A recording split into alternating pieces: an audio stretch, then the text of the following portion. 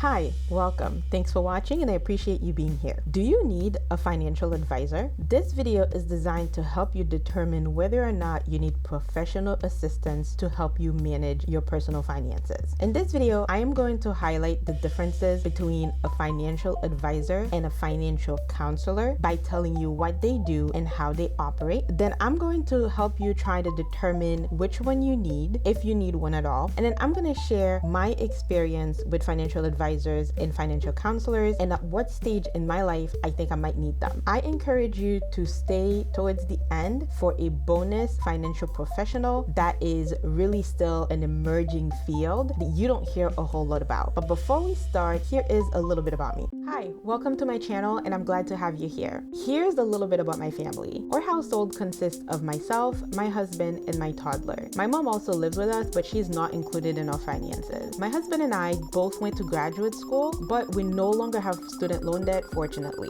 I work in banking and he works in aviation. I handle all of the family's finances and I love my role as the self-appointed CFO. I love talking about all things money, making money, saving money, investing money, and optimizing my portfolio and my finances in general. I look forward to taking you on a wealth building journey with us. I hope you enjoyed the videos and the channel as a whole, and I look forward to getting to know you. I am very open, so feel free to send me messages at any time or starting conversations in the comment section below. What is a financial advisor? A financial advisor is very different from a financial counselor or what you might refer to as a money coach. Financial advisors provide financial services to their clients, including financial advice, sales of financial products based on the client's specific financial situation. They have to be licensed and they have to be registered with a regulatory body, and that regulatory body is there to make sure that they are compliant with all the rules and regulations as well as professional ethics. Any issues that you might have with an advisor that is officially reported to the regulatory body is made public. Typically, they serve middle to high income clients. There are three types of financial advisors. You can have one that is commission based. They get paid based on whatever they sell you. You're not necessarily writing a check directly to them. There is a fee only financial advisor. Usually those types of advisors, they get a flat fee either per meeting, per year, or whatever service that they provide to you. And finally, there's a type of financial advisor who gets paid a percentage of whatever assets you have under management with them. How does a financial advisor differ from a money coach?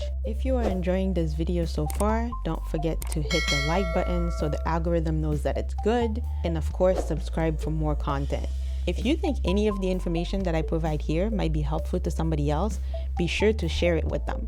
A money coach or a financial counselor is somebody who is an educator. That person is there to help you build financial skills that you will carry with you throughout your life, and those skills are meant to improve your overall financial condition. They provide guidance on how you can reach financial goals, and typically those goals are goals that you set yourself as the client. Financial counselors help clients optimize their finances to achieve whatever their desired objectives are, and they work towards financial wellness. Financial counselors are not meant to be there for life because the goal is for you to gain your own independence and to build your skills. Financial counselors work with people who are just starting out, who aren't necessarily well versed in personal finances, or maybe people who have had major setbacks and need to get back on track. There might also be people who have neglected their finances because they've had other priorities and they really need to hit the reset button before they can move forward. Because of that, financial counselors tend to work with people at all income levels. They might work with low income people who are not very financially literate. They might work with middle income people who had setbacks, or they might work with really high income people who have a massive amount of debt that they incurred in attending professional schools like law schools or medical school. Financial counselors charge for their time and their service. They are not allowed to sell products. They cannot give tax or legal advice, and they cannot give investment advice. A financial counselor is not registered and is not licensed. Some of them may specialize in subcategories of personal finances like credit repair, or they might do first-time home buyer counseling, and some of them might do low income income counseling, where the client doesn't pay them directly, but they get compensated through what is called a community development agency. Now that you know what financial advisors and financial counselors do and what the differences are between the two of them, you can decide whether or not you need one. Both of them cost money, and bad decisions can be costly, especially if you drag out those bad decisions over a long period of time. Of course, it means that some people will certainly benefit from having that professional assistance. But with that said, not everybody needs one. So how do you decide? Let's start with the money coach or the financial counselor. And the answer to that is, it depends. Do you have a handle on all of the basics of your personal finances?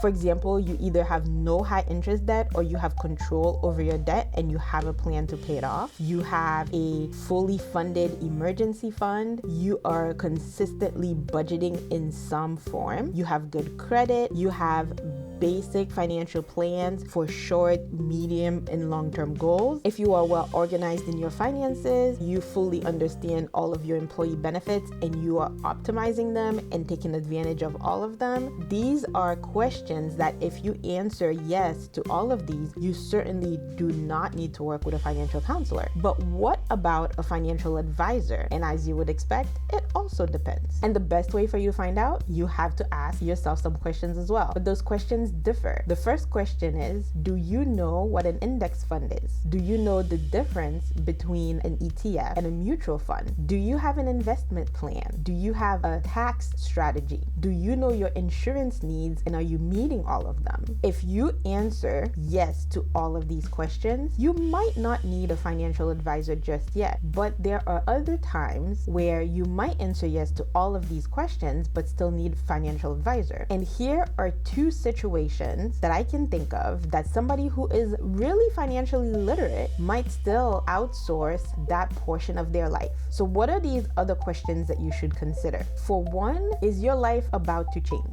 In my case, I am in my 30s. I have been managing my finances essentially all of my life. As soon as I got a job, I have been managing my own money with no input from the adults in my life. But my life has also been pretty consistent and pretty uncomplicated. But what if I was facing a major life change? For example, if you're retiring soon and you want to know when you should take Social Security, or maybe you find out that you had a rich uncle somewhere who left you a large sum of money. If you are inheriting a life-changing sum, you may not want to make a mistake that's going to leave you with a massive tax bill. So things like major life changes might be occasions that you don't run into often enough for you to be fully versed. Under those circumstances, you might consider the services of a financial advisor. But there's another situation that I can think of. What if your time is better spent elsewhere? Let's take the cases of busy professionals or people who are really high earners. They are making so much money that the fees that they are paying for a comprehensive financial plan are lower than what they could have earned in the time that they would have spent on self-managing money. I hope I didn't lose you, but I will give you some real life examples. As wealthy as Jeff Bezos is, as much money as Jeff Bezos could make in 1 hour, do you think it is worth his time to manage his own finances, no matter how smart he is? What about the country's top neurosurgeon? It's a combination of how much money they could be making and the value of the work that they would otherwise be doing if they were not managing that money. Now, I'm not saying that you have to be the CEO of $1 billion company or a surgeon in order to outsource your finances, but this is meant as an illustration of determining whether or not the fees are worth it to you. Everybody has to make their own determination on that. In my case, I find that it is worth my time for me to manage my own money. I simply don't see the value in paying those fees at this stage of my life. But for some people, it might be different. Everybody has to make that decision for themselves. But if you are confused about whether or not you should pull the trigger, these are some questions that you could ask yourself to help guide you to the final decision. Here's my experience with professional financial advice. I've never had a financial counselor. Fortunately, I find that I have almost always been good with money, even when I had very little of it. I don't really foresee myself ever needing the services of a financial counselor. Things can change in my life financially, but I think I'm well versed enough that if things took a turn for the worse, I would probably be able to formulate my own plan. Something I don't think I've ever mentioned before, but I have been a financial counselor, both for regular clients and for low-income clients through community development agencies. I have done it both as volunteer work and as paid work. And I've also worked as a first-time home buying financial counselor when I was a real estate agent. Another little tidbit that you didn't know about me is that yes, I used to be a real estate agent. Technically, I am still a real estate agent because my license is still active and I do continue to maintain it, but these days I don't work in the field as much. As far as a financial advisor, I used Merrill Edge guided investing in the past after a job change, and a lot of things that were happening in my life caused me to be too distracted to manage my own retirement accounts. I rolled over my old 401k into an IRA, and for a couple of years I really did not have the mental bandwidth to dedicate to managing my own finances. However, I did end that relationship at some point, and I actually have a video that I made that discusses my experience with them. If you're interested, I will be linking it in the description box below, and you can check it out when you get a chance.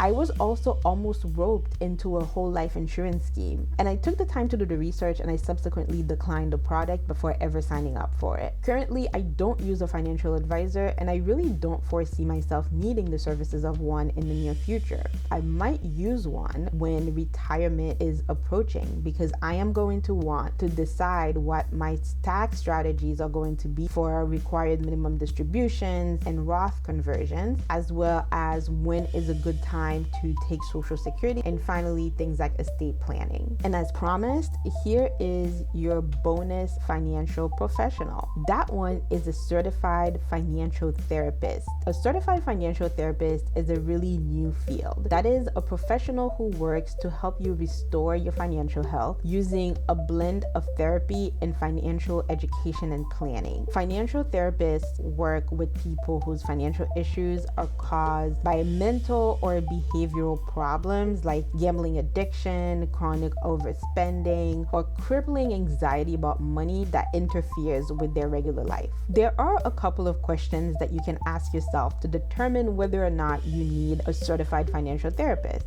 Do you have mental health problems that manifest themselves in the form of bad money habits? Or do you have other behavioral issues related to money that a financial counselor or a regular financial advisor is not able to help you address successfully? These are some of the questions that you can ask yourself. I am certain that there are more questions that you can ask that will help guide you towards that decision. But typically you need to know that these are not people who are there just for money issues. They are well versed in personal finances and financial matters, but they are also well versed in mental and behavioral health. All right, so that's all I have for today regarding professional assistance with personal finances. But a couple of questions for you. Have you ever used any of these services? If you have, what has been your experience with that? If you have not, that's okay. But let us know, what circumstances, if any, do you think would lead you to use any one of these three financial professionals?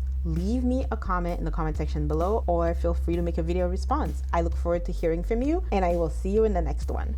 I would like to continue sharing my thoughts on all things money with you. So I would appreciate it if you could help out the channel by liking this video and sharing it with anyone you think might benefit from it. If you want to see more content, be sure to subscribe and hit that notification bell so you can know when new videos come out. I'll see you in the next one.